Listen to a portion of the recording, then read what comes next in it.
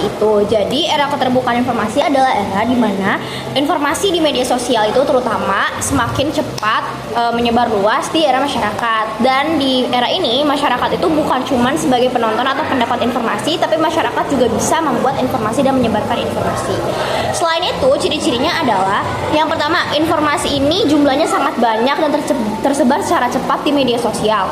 Yang kedua, berita hoax dan berita real itu perbedaannya sangat tipis sehingga banyak masyarakat yang terkena berita hoax tanpa mengetahui bahwa itu adalah berita hoax.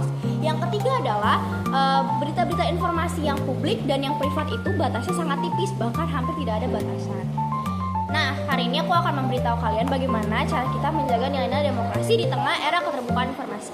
Ini tugas gue kemarin kalau berat deh. Ini udah sih. Gampang apaan sih? Kan gue udah bagi dengan data.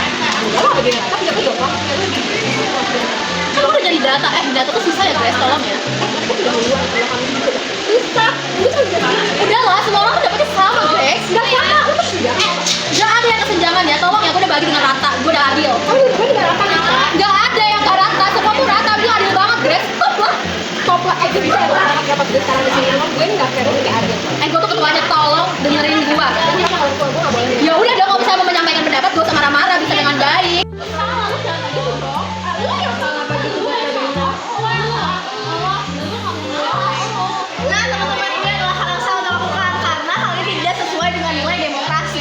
Apa aja sih nilai demokrasi? Yang pertama adalah kesetaraan, di mana setiap manusia itu berhak untuk menyampaikan hak-haknya dan kebebasan untuk berekspresi dengan setara. Yang kedua adalah kebebasan, di mana setiap orang berhak untuk berekspresi secara bebas tanpa harus dibuka karena mereka punya hak untuk mendapatkan kebebasan yang sama. Yang ketiga adalah kedaulatan rakyat, di mana semua hukum dan politik itu mendengarkan suara rakyat karena rakyat adalah pemegang kekuasaan tertinggi di dalam sebuah negara. Yang keempat adalah toleransi, di mana masyarakat harus toleransi satu sama lain. Yang kelima atau yang terakhir adalah nilai-nilai transparansi atau akuntabilitas, di mana semua data, semua fakta itu harus transparan dan tidak boleh hoax.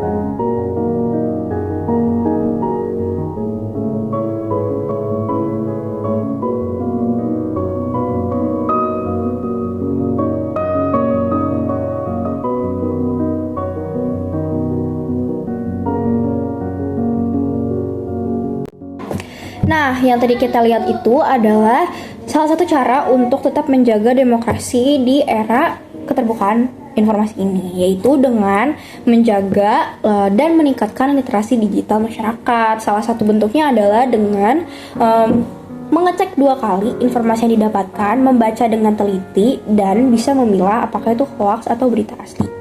Selanjutnya adalah dengan mengungkapkan suatu pendapat dengan sopan dan tidak menggunakan ujaran kebencian. Kalau seringkali kita lihat di dalam suatu media sosial pasti ada beberapa pendapat yang berbeda mengenai unggahan tertentu. Sebaiknya kita menyampaikan pendapat kita dengan sopan dan tidak menggunakan kata-kata yang memojokkan, apalagi yang berhubungan dengan ujaran kebencian.